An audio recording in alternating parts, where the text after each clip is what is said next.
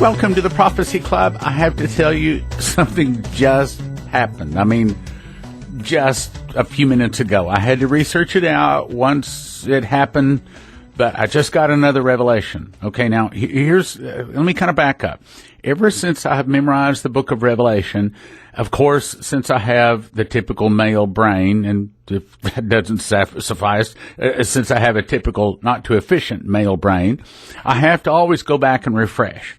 And so what I have found works the best and refreshing is going back and I'll read, like, say, 3 chapters in the morning, or what I've actually arrived at now, I'll read 7 chapters in the morning, and I read through and I kind of notice all of the words, and I'll notice if I'm missing a place, if there's a little place where it didn't flow quite as freely as it really should. Then in the evening, I'll go back and recite those 7 chapters. And I found that actually works pretty good. Now, yesterday's was chapters 1 through 7, and I actually did 1 through 9. But this morning, I was up working on chapter 9. I was going to go 9 through, I think it was 18. Okay, so this morning, here's what just happened. I'm really excited about this again. So as I'm reading through, of course, again, I did my normal prayer, Lord, show me the deep and secret things within your word. Show me additional revelations on revelations so that I can show to your people. I want to know the truth. I want to know more. And I keep reading and I keep praying, Lord, more revelation. And I ask a lot of questions, okay? I mean, I want to know how this fits. I want to know how that fits. I mean, I could give you a list, if I were to just sit down and think it through, probably of 10 different questions I've asked the Lord in just the last 24 hours, all having to do with Bible prophecy, most of them having to do with Revelation or how it ties in with Daniel. So anyway, I'm real excited about this. Okay, so this morning I'm reading through these chapters, and I come to a normal, mundane part of it. Okay, you remember in Revelation chapter 18, it says, "And the merchants of the earth shall weep and mourn of her, for no man buyeth their merchandise any more. The merchandise of gold, silver, precious stones, and pearls, fine linen, purple, silk, scarlet, all fine wood, all manner vessels of ivory, all manner vessels of most precious wood." And I'm reading through the list. But when I come to fine linen, all of a sudden, the thought pops into my mind. Fine linen. Why fine linen is something special. It's special. It's important. Okay, now, pause. Hold on. Back up. Now, I can recall we had Rick Combs come in, I think it was in the late 90s, like 1998, 1999, somewhere in there. He made a whole DVD trying to convince people that Revelation chapter 18 is the Mystery Babylon. Now, you remember when the angel Gabriel came to speak to Dmitri, he said, well, if it's not in the Bible, I can't tell the Americans. He said, tell them to read chapter 18, verses 8 through 15. He said the whole chapter, but he says specifically 8 through 15 is very, very American. The whole chapter of Revelation 18. So, knowing and believing that America is Revelation 18 and proving it have actually been rather difficult through the years. I can't tell you how many times I've read through Revelation 18. Of course, I'm now memorized it, trying to find some kind of proof, because the non-believing American Christians, they don't want to believe that America is in Bible prophecy. And of course, they don't want to think that they even need to be concerned with Bible prophecy, Daniel, Revelation, none of that stuff. Certainly not that America is in Bible, and certainly not that Revelation 18 is speaking of our beloved, wonderful nation. So, it's been a constant problem. Okay, how can I prove to people that America is the Mystery Babylon and that Revelation 18 specifically is talking about America? Okay, boom. I just had this revelation this morning. It just came to me. I mean, here in the last, I don't know, I guess probably 90 minutes ago, I've spent the last 90 minutes doing research to prove and to bring to you what I just got this morning. So anyway, I'm reading through this, praying, Lord, show me the deep and secret things. And I read this thing about fine linen. Okay, now, let's just be honest about this. If you read and you see fine linen in the scriptures, does that pop out at you? Because it sure didn't pop out at me. Fine linen. Okay. So, big deal. Got to be clothes with something. May as well be fine linen.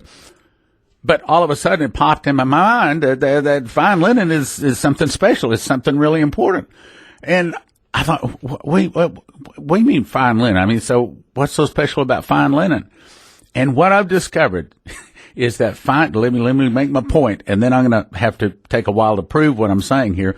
But fine linen, the Bible says, is the righteousness of saints. Okay, I know you're familiar with that, just like I am too. And it says it, and let's see, Revelation 19:8. And to her was granted that she should be arrayed in fine linen, clean and white, for the fine linen is the righteousness of saints. But what I didn't understand is God was showing me the best thing to absolutely, positively, to one of his believers, that is, to prove to him that Revelation 18 is speaking of America. It's the very best thing. Now, let me read that again, and then I'll explain. Revelation 19:8. Now, this is Revelation 19, not in 18, but it's talking about when Jesus is returning. He is talking about that the marriage supper of the Lamb is now arrived. It says, to her was granted that she should be arrayed in fine linen, clean and white. In other words, the church. For the fine linen is the righteousness of saints. Now, if you're going to understand it, you got to remember, fine linen is the righteousness of saints. Okay, first question. Would you agree that of all of the, 198 different nations we have on the face of the globe right now, would you agree that if you ask most people what is the most Christian nation on earth, they would say America? Most of them would, but that's, again, to the average American Christian, that's not proof enough that Revelation 18 is talking about America. But if you ask them where the saints live, they're going to say, yes, America. But it says fine linen is the righteousness of saints. Okay, so I was impressed to do some research on fine linen. Now listen to this. I found the word linen occurs in the Bible 90 times. So big deal. Well, in just a minute I'll show you it is a big deal. It only occurs 16 times in the New Testament. But it only occurs 5 times in the book of Revelation. And what it says is very important. Let me read through those 5 verses in Revelation. Then we're going to have to back up, and I'll give you some other selected verses throughout the Bible because I had to prove this out, see if this is actually true. Revelation 15:5. The 7 angels came out of the temple, having the 7 plagues, clothed in pure and white linen. Now that word linen, keep hanging on to that. Linen, white linen, having their breasts girded with golden girdles. So in Revelation 15:5, what is wearing white linen? Angels. Revelation 18 is the other time. This is the verse I was reading when all of a sudden this revelation popped into my mind. The merchandise of gold, silver, precious stones, pearls, and fine linen. Now, at the point, you wouldn't think that means anything. But that is the proof that Revelation 18 is speaking of America because it says fine linen. And fine linen is only found and worn throughout the Bible by either God's priests, God's people, by Christians, by Jesus when he was on the earth, both alive and dead. Fine linen means righteousness of saints. Fine linen, saints, saints, fine linen. Fine linen, saints, saints, fine linen. So when God writes Revelation 18:12 as a nation that is buying fine linen, he's saying that this is a Christian nation. That's what he's really saying. Now I'm going to, again, saying that and proving that are 2 different things. Now I'm saying that right now. That's essentially what he's saying.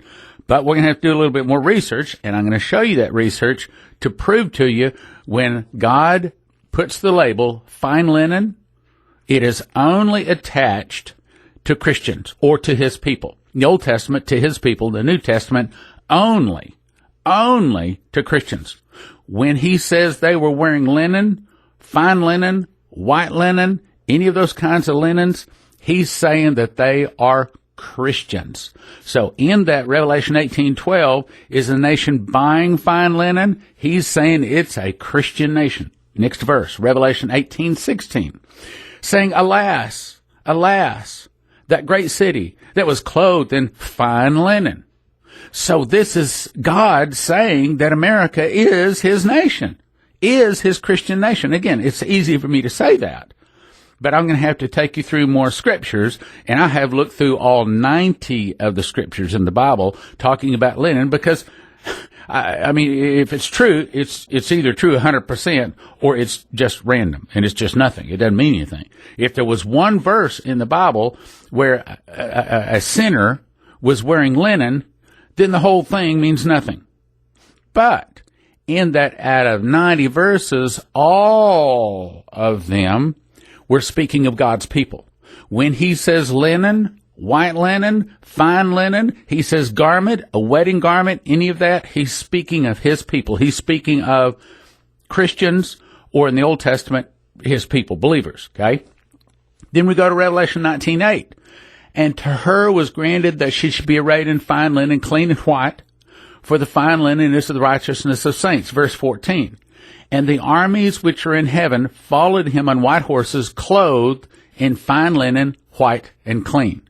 Every time, all 90 examples in the Bible, fine linen, linen, wedding garment, all of those are speaking of God's people. Now, let's go back and do a little bit more research, see if we can prove this to be true.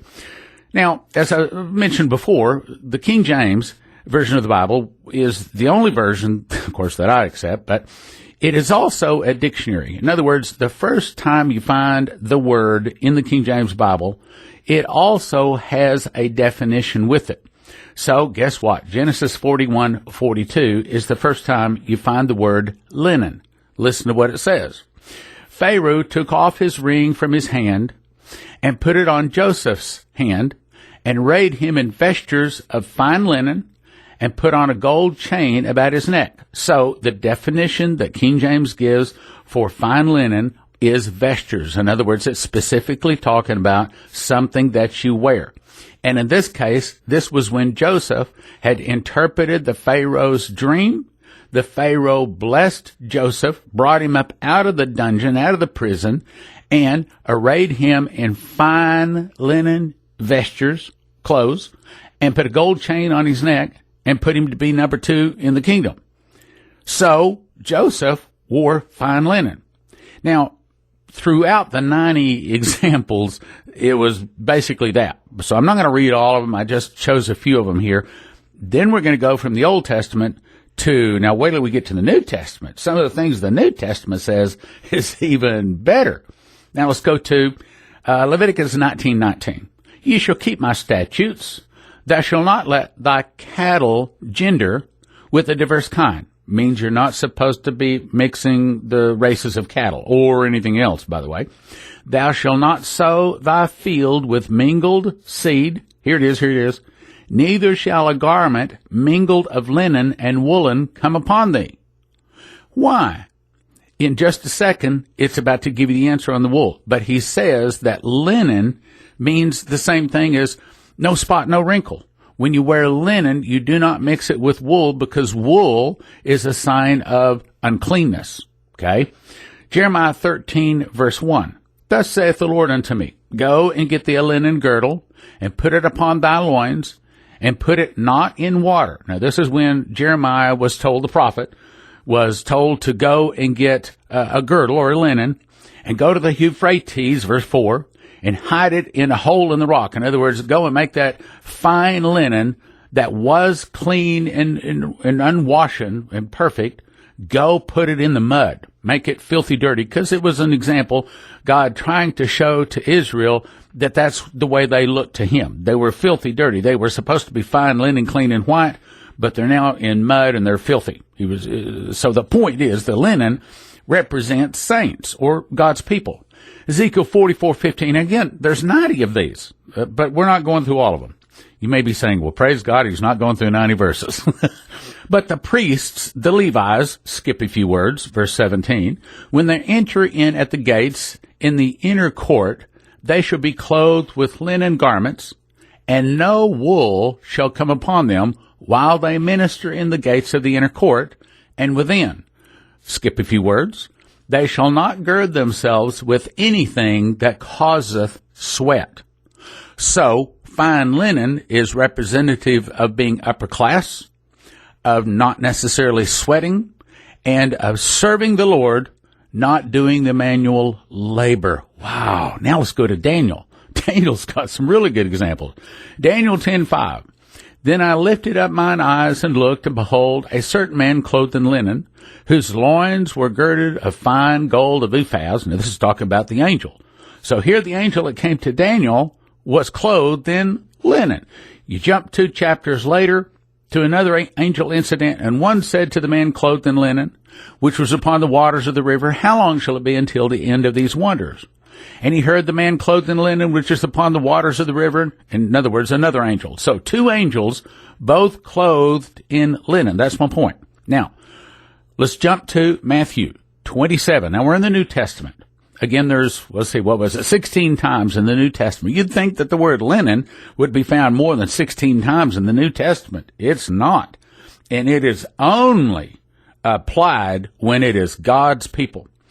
And Joseph had taken the body, Jesus, and he wrapped it in a clean linen cloth. Well, why linen? Why didn't they put Jesus' body in a woolen cloth? Why was it linen? Okay, see, that's my point. Because wool is a sign of dirt or filth, whereas linen is a sign of being clean. Then we go to Mark 14:46.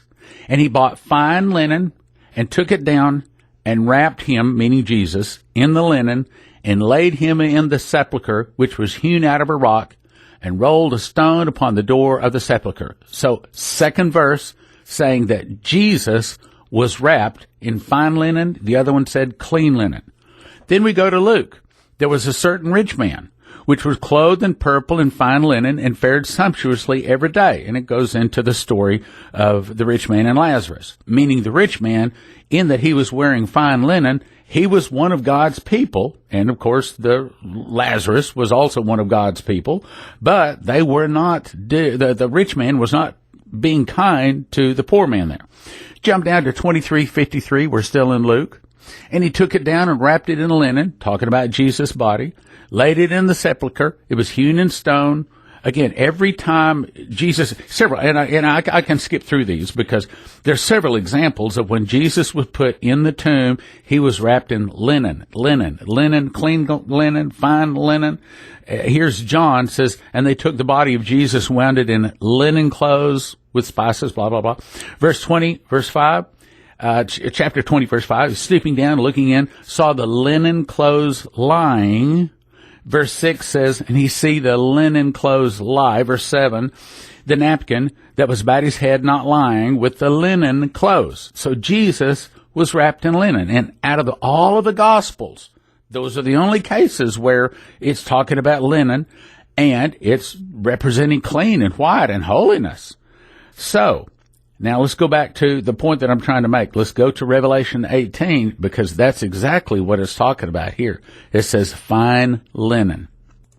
Okay, I see I've got a little bit more time, so let me go to another one of the revelations that I've had, and that is about the Nicolaitans. 2 different places in Revelation, it's talking about Nicolaitans, but it does not tell us what the Nicolaitans did. Revelation 2:6 says, but this thou hast, that thou hatest the deeds of the Nicolaitans, which I also hate. 2:15 says, so hast thou also them that hold the doctrine of the Nicolaitans, which thing I hate. So 2 different times, Jesus says he hates the doctrine of the Nicolaitans. Well, the question there is, what is the doctrine that the Nicolaitans had that Jesus hated? I'm going to show you that I believe that through Revelation, a couple of things I found in the scriptures, I believe I can summarize it to Nicolaitans lift the leadership above members and have laity serve the leadership rather than leadership serve the laity.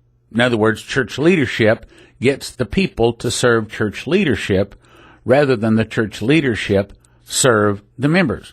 Matthew 23:1. Then Jesus spake to the multitude and to his disciples, saying, the scribes and the Pharisees sit in Moses' seat. All therefore whatsoever they bid you observe, that you observe and do, but do ye after their works. For they say, and they do not. So he's saying that he's talking to the church leadership. They tell people do this, but they don't do it. That's a hypocrite. Let's go on. For they bind heavy burdens and grievous to be borne, and lay them on men's shoulders, but they themselves will not move them with one of their fingers. So again, they say do, and they do not. Now, but all their works they do for to be seen of men. They make broad their phylacteries, and it goes into some other Jewish stuff, but essentially they're trying to get people to think that they're close to God when they're not. They're trying to get people to serve them rather than the church leadership serve the people. Let's go on. Verse 11. But he that is greatest among you shall be your servant. Well, how many times have we seen this in American churches where the leader is this big, high and exalted and important one? I mean, I've even seen people, oh, well, don't let them touch me. And I thought, oh, come on. But yeah, they do that. Okay, let's go on. Next verse. And whosoever shall exalt himself shall be abased, and he that shall humble himself shall be exalted. Woe unto you, scribes and Pharisees, hypocrites, for you shut up the kingdom of heaven against men, for ye neither go in yourselves, neither suffer ye them that are entering to go in. Now, here's the way we say that. You don't let people go to kingdom of heaven. You don't let people get close to me. You don't let people receive Jesus. And the ones that do, you make them worse than yourselves if they do try to come in. So the point is, a Nicolaitan is someone that says do and doesn't do, someone that lifts themselves above the members. It's church leadership that tries to make themselves look special or more godly or more important than the other people. From those kind of people, Jesus hates that. Now, it doesn't mean they're not saved, but it says 2 different times that's the thing he hates. He hates leaders to try to make themselves look big and important and close to God and more important than the other people, more powerful. He doesn't want that. Instead, that's the reason, that's the whole point of Jesus taking his shoes off and the shoes of his disciples off and washing their feet. And Peter said, I'm not going to let you wash my feet. He said, then you have no part with me. The whole point, I mean, at the marriage supper of the Lamb, Jesus come forth and he serves us, because the kingdom of heaven is one where you put others ahead of ourselves, where you esteem others more important than yourself. And so the doctrine of the Nicolaitans is one where they say, I am more important than laity. So just beware. When you see church leadership, people in ministry trying to make themselves look big and important, Jesus is not pleased with that. He hates it. Doesn't mean they're not saved, but he hates it. And finally, I would like to conclude this broadcast with a bit of encouragement. All you folks out there that do listen to the Prophecy Club, that means you're watching. You're a watchman. And there's a certain blessing for those people that watch, and I want to encourage you, don't stop watching. Yes, I know some people will say to you, oh, I just can't take all that negative stuff. It's all doom and gloom. Don't you have anything positive to say about the world? Okay, I understand. I hear it too. Okay, but you have to stay the course. Matthew 24, verse 36. But of that day knoweth no man, not the angels of heaven, but my Father only. Now, why did Jesus say that? He wasn't saying because no man knows the day or the hour that he's going to return that we should just walk away from Bible prophecy. We should just walk away from the time he's going to return. Oh, well, let me know when he gets a little closer. That's not the reason he was saying it. He's saying it so that they would continue to watch. Verse 37. But as the days of Noah were, so shall also the coming of the Son of Man be. For as in the days that were before the flood, they were eating, drinking, marrying, and giving in marriage, until the day Noah entered into the ark. And I think that's true of America today. Most American Christians are eating, drinking, marrying, giving in marriage, and they're not watching for Jesus. Verse 39. And knew not till the flood came and took them all away, so shall also the coming of the Son of Man be. Then 2 shall be in the field, 1 shall be taken, the other left. I know the pre-tribbers want to say, oh, that's talking about the pre-tribbers. They get taken in the air before Jesus returns. No. Matthew 13:30 says, gather you first the tares, bind them into bundles, cast them into the fire. So if you're taken first, that means you're a tare, you're bound into a bundle and cast into the fire. Verse 42. Watch therefore, for you know not what hour your Lord doth come. So in that we think it is getting close is all the more reason for us to watch. It's not a reason not to watch, it's a reason to watch. Verse 43. But know this, that if the good man of the house had known in what watch the thief would come, he would have watched, and would have not have suffered his house to be broken up. Therefore, be ye also ready, for in such an hour as you think not, the Son of Man cometh. He's saying, because you don't know when I'm coming, that's all the more to be watching. Then he tells us, here's how to know if you're a faithful and wise servant. Who then is the faithful and wise servant? Whom his Lord hath made ruler over his household to give them meat in due season. Blessed is that servant, whom his Lord, when he cometh, shall find so doing. In other words, they're still serving the Lord. Verse 48. But if that evil servant shall say in his heart, my Lord delayeth his coming. Now, do people do that?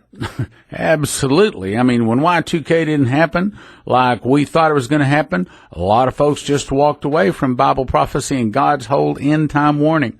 Same thing, 9/11. After the planes flew into the World Trade Center and the Pentagon, a lot of folks kind of woke up, but then a couple of weeks later, they're back to normal. They didn't wake up.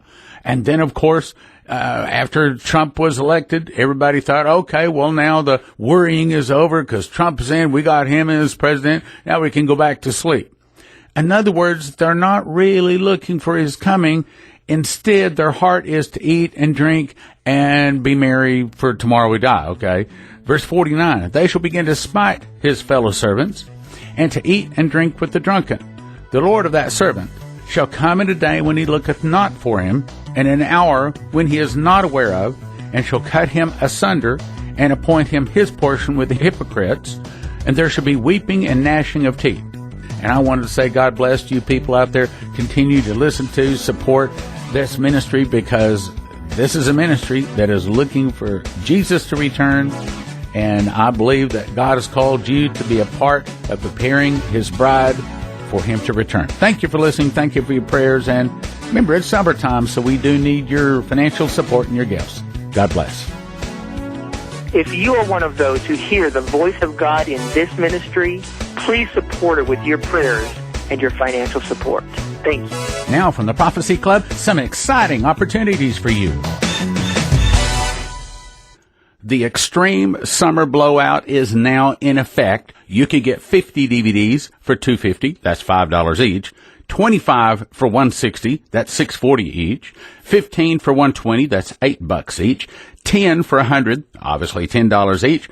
6 for $70. 4 for $50, and 2 for $30. You can go to prophecyclub.com. There's a list of all the DVDs there, or you can call us and ask for the summer catalog, or download the catalog at prophecyclub.com. Flip through it, then decide which DVDs you want. That's 785-266-1112, and it expires soon. Call 785-266-1112 today. Some restrictions apply. Lindsey Williams has just come out with his newest DVD titled How Trump Changed Elite Plans. How Trump changed elite plans, and he did. Topics: be prepared to view the most shocking DVD I've ever made.